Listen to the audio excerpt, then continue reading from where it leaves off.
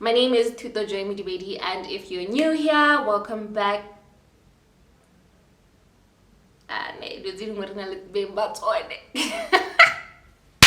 But yeah, I am going to become Bing Batsone, best believe. But yeah. Why don't you let us be?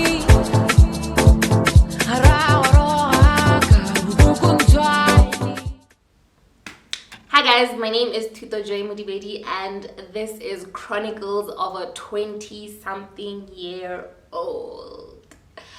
The mandate of this channel is basically just to balance the perceptions of the 20s with the reality. It's basically just to have fun. It's basically just to tackle topics with you guys, and it's just basically to share my interests with you guys and interact with you guys, because I do hope that as I embark on this journey of growing my channel, I will reach out to a larger population of the 20-something-year-olds, 30-something-year-olds, 40, 50, 60, forever 21, and also the teenagers, So basically, we're just here to have tons of fun while we talk about these 20s and just life in general, So I started this channel during the first lockdown when it was lonely as hell. I was lonely as hell, and I was just trying to pass time. So that's the reason why I started this channel, and that's unfortunately why I was not able to maintain it. But now I've gone back to the drawing board, and I've basically just redefined my mission and redefined my purpose with regards to this YouTube channel, and just had to ask myself if this is really something that I want to carry forth and I want to continue. And the answer was yes, child. We're here to stay. And the one thing that I promised myself for 2021 is to be consistent, especially when it comes to my YouTube channel and my social media platforms, because I will record the content, child, but to edit it and put it out there, I don't know how many videos I've recorded and deleted before you guys have seen them, but that's all going to stop because now we have a YouTube plan. I'm so excited for the year 2021, and for me, I have basically defined it and named it as my year of sacrifice. And as we go along this journey of growth together, you'll know why I have named it my year of sacrifice. So first of all, on this particular video, I am going to be doing a reflection of the year 2020. Hey, yeah. Kind of what was my theme for 2020? I don't remember. Oh no, actually my theme for 2020 is or was my year of growth. And boy, did I not grow. But the thing about growth is, when we say growth, we just always envision the rosy parts, the part where you move out of home, and the part where it's all fun and games, forgetting that you're not the mommy of the household and all the bills are on you, all the troubles are on you. That's the part that I forgot to think about. So in the year 2020, in February, I took the decision of moving out of home, and thank God my parents let me out of their nest. It was the easiest transition, or it was the easiest yes that I've gotten from them. And I think it was just because, I was old enough. I was 24, I was 24, just about to turn 25, and yeah, I was old enough, honestly. So in my mind, but I had been thinking about it for as long as I can remember. I had been thinking about it, and I had wanted to move because I am self-employed. I had just started devoting myself to the company and its growth, and I didn't want to first start with renting out a business or a commercial space. So I thought, okay, why not rent out a 2-bedroom house so that I could use the 1 bedroom for the office, so that I wouldn't have to incur rental costs. Because one thing about me, I will work in the night better than I will work during the day. But that's all about to change. That's the one thing I want to change, and that's the one thing that we will talk about throughout my journey of growing this channel. as entrepreneurs and self-employed people, the one thing you need in your life is balance. Hey, we'll talk about that. So I moved out of home, I moved into my house, and literally just 2 months into my stay alone, the lockdown happened.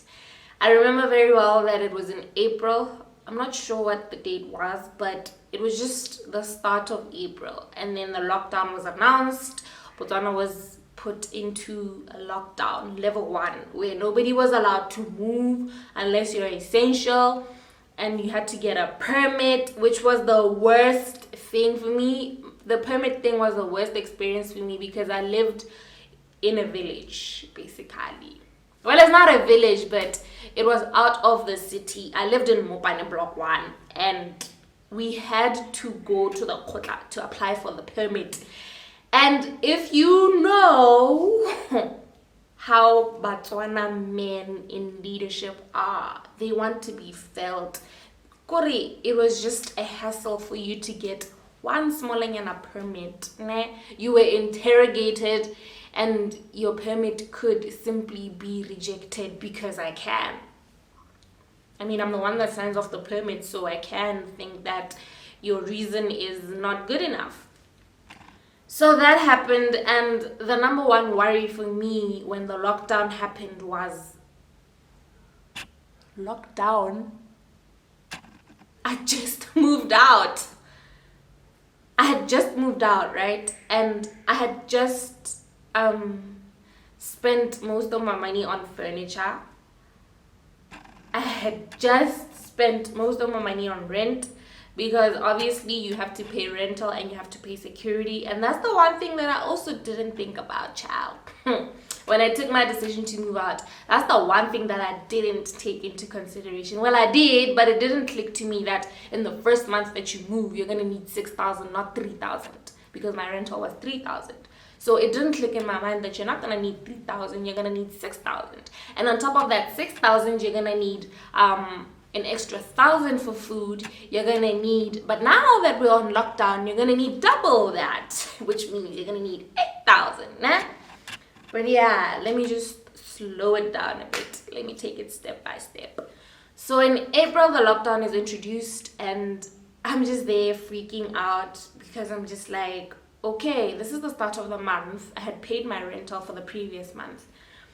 But now I'm just like, okay, if the lockdown means that everybody is not allowed to move and people aren't going to work, and I depend on people's books and people for money to get my rental and my keep, what's gonna happen to me? My number one worry was, one, am I going to have to move back home now? Was I going to fail at the one thing that I had been looking forward to all my life? Remember that I was self-employed. I am self-employed. So my source of income was the business and was the people. So if the people are under lockdown and they're not allowed to move, it means that I'm doomed. Like, where am I going to get the money because people are in their houses and they're not working? I then decide to just woosa and just continue with my job, because I had already been working from home, so it was just my normal, So I just continued working from home, doing the books that I had already enrolled. And the one thing that I will never ever take for granted after this experience is God's grace. Guys, when I tell you that the favor of God has been over here, over my life, over me this year, and just keeping me safe, and just ensuring that I am kept, the grace of God just ensured that I am kept and I need for nothing. My rental was paid on time always. I had food always. From where? I don't know. But I did. Everything was legal. It's just that I still can't comprehend how under lockdown, during a pandemic, my company and my business was able to progress as much as it did. And the only explanation for that is God's grace. Of course I did the work. Of course I showed up. Of course I communicated. Of course I marketed our services. But it was only just the bare minimum. I only marketed on Facebook and not even under sponsored posts. No. The number one thing that got me most clients is word of mouth. So I would do work for one client and they would refer the other. And then the other would refer the other, and then the other would refer the other, just like that. So it became a chain that kept me going the entire lockdown. And tell me that's not God's work. How many other publishers are there? And me under lockdown, where my services and my efforts are limited, did I prosper so much? I published about over 70 books last year, all under the constraints and complications of the lockdown and the pandemic and you name it, you know? So I don't know, man. I'm just here to just say thank you, Lord. I see you. I don't take you for granted. I never will, never had. And yeah, that's basically why I really want to just share my journey with you guys and share the lessons that I've learned throughout this pandemic, because this pandemic has made me and forced me to go to the drawing board several times of the year. There were times when my bank account was on a negative and I had to think about why my bank account is on a negative, and there were times when there was an overflow and I had to make sure that I managed that overflow to sustain me to the next month. And there was a time when people felt like I had a lot of money and I didn't have a lot of money because I had bills and all the bills were on me, you know. And I read a post the other time, well, it was a meme where somebody said, Lord, please give me the money that people think I have, because I'm tired of explaining. That was me the whole year last year, because I'm just here like, okay, why are you asking me for money? Do you think I have tons of it? Because I don't. I could use an extra 1,000, you know. Because if you're going to move out of home, there's a lot that you need to consider, and there's a lot of planning and a lot of execution that you're going to need to do before you even take the decision of moving out and before you even move.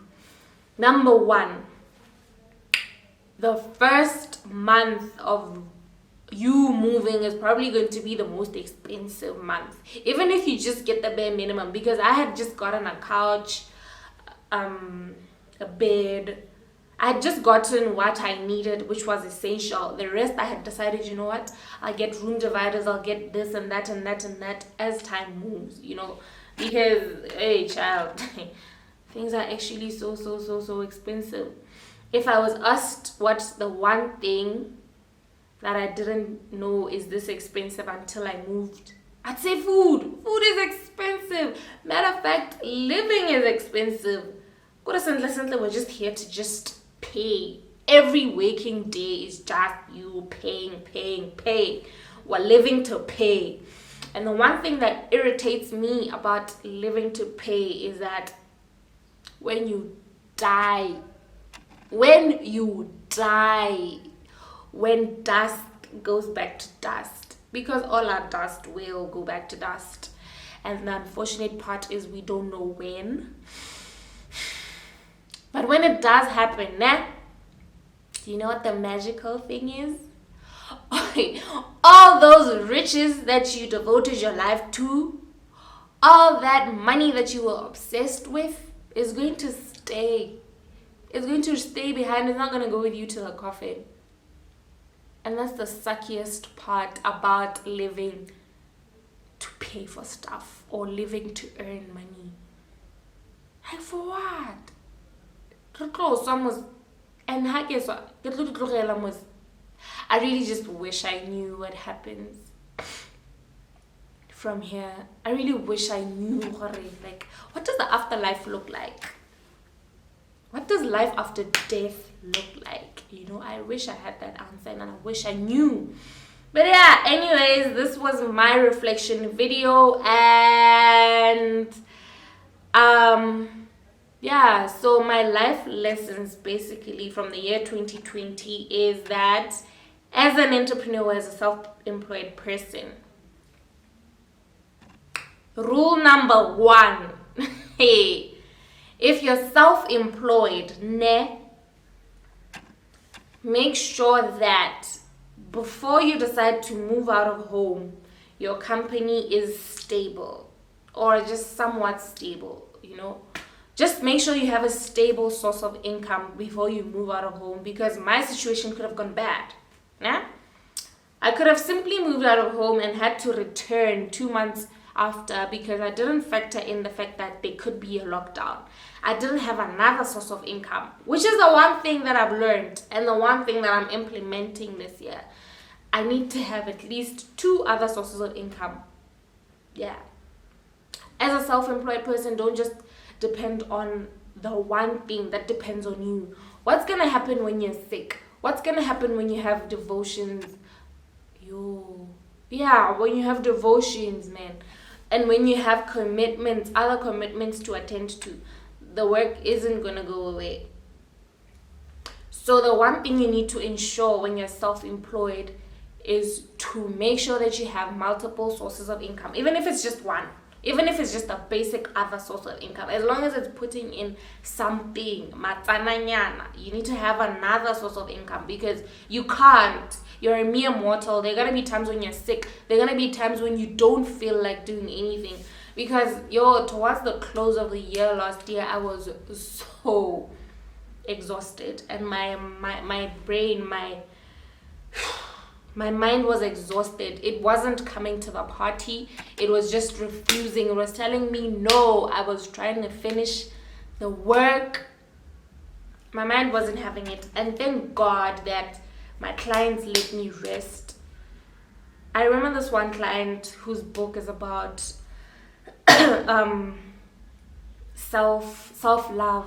Her book is about self-love. And when I told her that, because it was supposed to launch in December, but I told her, I was like, babe, my mind isn't coming to the party. I'm exhausted. And you know what she said to me?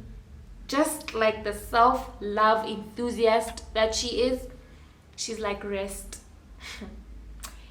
I had told her that I'd work on the book on Monday. And she told me, you know what? You could say you're going to work on the book on Monday, and then your mind doesn't come to the party again. So if you can't do it on Monday and your mind isn't coming to the party, please don't force it. Rest. And when I tell you that just felt like a warm hug, it just felt like, it just affirmed to me that I'm only human and I'm allowed to rest, and resting doesn't make you weak. And the one other thing that I learned along the way of trying to do everything myself, and I know that most entrepreneurs suffer with this, is the fact that it doesn't have to be done by you in order for it to be perfect. It does not have to be done by you in order for it to be perfect. It's okay to trust another person with your vision. It's okay. It's okay. You can't do everything alone. And the dangers of doing everything alone is that it's going to be double the time, double the duration for you to deliver that service. It's going to take double the amount of commitment. It's going to take double the amount. You're just going to basically not have a life and just be stuck on this one thing because you want to do everything. You want to be superhuman. Your mind is human, no matter how much superhuman, or no matter how much you think the S on your chest is huge and this and that, but you're gonna crash at some point. And when you crash, it'll be not a pretty sight. I think most small businesses fall or fail because the vision bearers always feel like, no, it just always needs to be me. It just always needs to be me doing it. And if it's not me, another person won't execute it right. But then at the end of the day, you take in too many orders and you're unable to finish those orders. What's going to happen then? People are going to be complaining. That's a bad reputation on your part, right? So you're better off trusting another person with helping you. Because I did get so many people willing to help me, but the answer was always, I'm cool. Even when I wasn't, which is toxic. I was a toxicity to myself. So the one thing you need to do as we begin the year is, instead of just writing down your resolutions, write down all your toxic traits. Literally just sit down with yourself and think about all your toxic traits. Nobody knows you more than you or better than you. Some people just love being in denial, but when you've got a stinking attitude, when you're bad at time management, when you're always late, and it's not a matter of, no, that's just who I am. No, it's not a matter of that's not just who you are. You're limiting yourself. You're limiting your potential. You get what I mean? So you need to be willing to put yourself to the drawing board and just dissect yourself. Identify your toxic traits and draw up plans of how you're going to change those things or tackle them. Because we've all got weaknesses, granted, right? But you can't always just say, no, this is just my weakness, so you guys are just gonna have to accept it. Some weaknesses can't be accepted. It will always hinder your progress. So you need to make sure that you are aware of your weaknesses and you solve them. It's not fair for other people to have to always make room for you messing up or always pick up your slack. Please, this year, be kinder to yourself, be kinder to the people that love you, because we all have a breaking point. At some point, those people are going to give up on you, and then you're just going to feel like it's unfair, yet they were patient with you. So don't let it come to a point where now people need to cut you off in order for you to realize that this is not just a weakness. This is something that you've let slide and you were ignorant and you didn't do enough to solve it. Don't wait until you have to lose your job before you change the fact that you're always late. Don't wait until you have to lose potential clients before you realize that not replying to messages on time is the reason why you probably got 100 clients instead of 200. I will receive a message on my phone, né? It will pop up on my screen, né? Like, the message will literally pop up on my screen. And you know what I'll do? I'll swipe. And then I'll say I'll reply later. And later never comes. Later never comes because that message will come in. And usually they come in at peak hour. They'll come in. And I'll swipe. And then the next time I'm busy and I never get back to those people, which is bad. And I admit to it. And I'm devoted to changing that this year. I'm devoted to just becoming a better version of myself, And the year doesn't change you. New year, new me. No. The only person who can change you is you, not the year. The same you who was lazy, undevoted, always late, foul-mouthed in 2020 is going to be the same you this 2021 if you don't devote yourself to changing that about yourself. So if you want to succeed and if you want to see yourself progressing and taking off those goals and plans off your vision board, you need to be aware of where the toxicity is coming from and why this and this is not happening. Because other than that, you're just going to be running around in circles, And the year 2020 for me just taught me that we plan, but God decides. We did a lot of planning in 2020. But all of us, regardless of your stature, regardless of your faith, regardless of whether you believed in Allah, whether you believed in God, whether you worked in a tuck shop, whether you worked or you were the CEO of a multi-billion-dollar company, we were all just driven to our knees. We were begging for mercy. All of us were at the mercy of whatever we were at the mercy of, because at this point I don't even know what we were at the mercy of. So COVID-19 and the whole pandemic and the whole lockdown and its occurrences were honestly not just something that happened and left. This was, I don't know if we realize it, but this was a turning point for humanity. People and companies will now embrace working from home.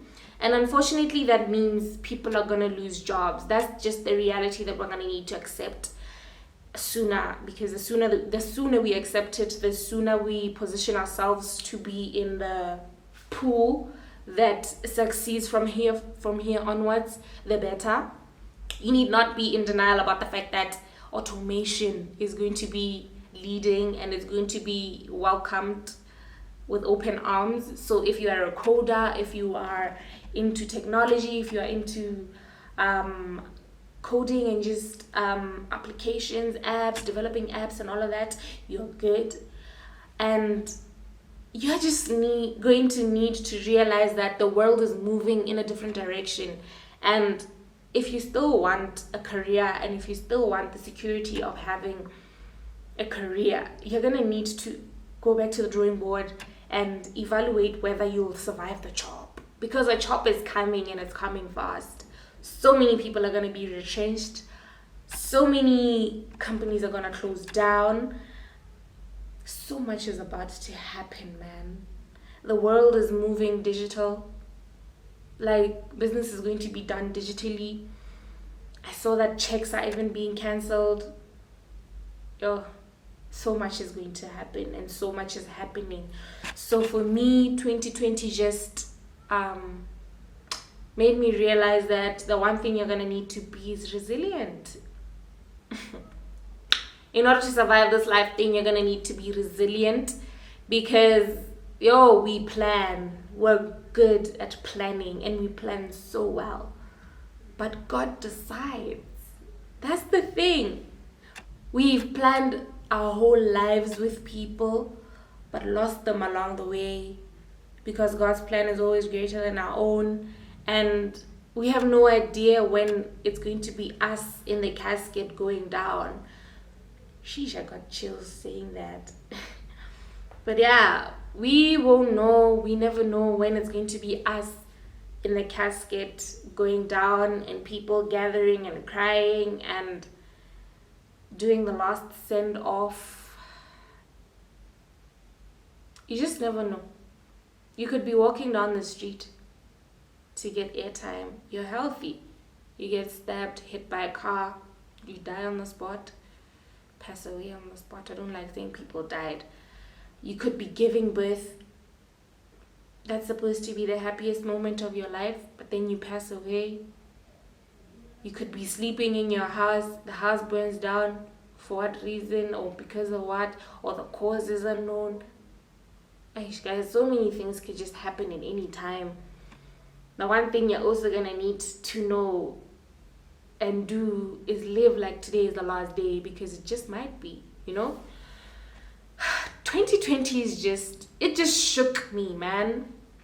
I was shook. The occurrences of 2020 were just like, it was like we're in a movie, nah? And this movie just keeps on having plot twist after plot twist after plot twist. Just when you think it can't get any worse than this, it gets worse. Just when you think, nah, I can't go any lower than this, you go lower. So 2020 for me, even though I devoted it as the year of growth, it was the year of growth, but with growth also comes a lot of discomfort, a lot of falling, a lot of coming, a lot of learning, a lot of unlearning. I genuinely hope that you are well, and congratulations for making it out of 2020, because that just felt like a Jumanji episode, Jumanji season, Jumanji what. It was just Jumanji. It was just Jumanji the whole year. Just when you think, nah, we're done, another thing happens.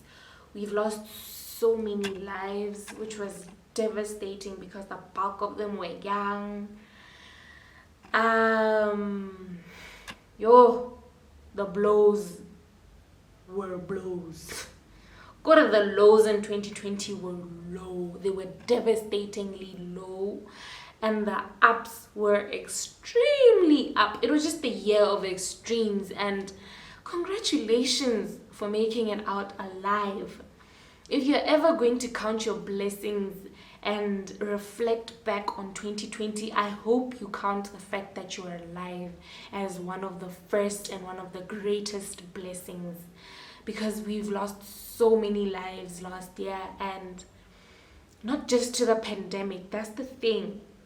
The pandemic was doing its own damage, but we also lost lives, and so many other things were happening outside of the pandemic, which was so devastating. Oh, devastating lows, and overwhelming highs. It was just a lot. So congratulations. You might not have achieved what you set out to achieve in 2020, but you made it out alive. And that's a big deal. And I hope you regard it as such, because we tend to always just compare ourselves to people. People are reflecting, and other people bought cars, other people moved out of home, other people bought houses, other people got married. Tons of people got married, and you're just here maybe wondering why you are not in the mix. Your time will come. We don't blossom at the same time, just like flowers, you know? Just perceive your life as that of, I don't know, perceive your life as a seed, you know? The farmer plants seeds into the ground with hopes that they will germinate and they will bring forth fruit and food. But he doesn't know what tomorrow holds. He doesn't know. An infestation might happen.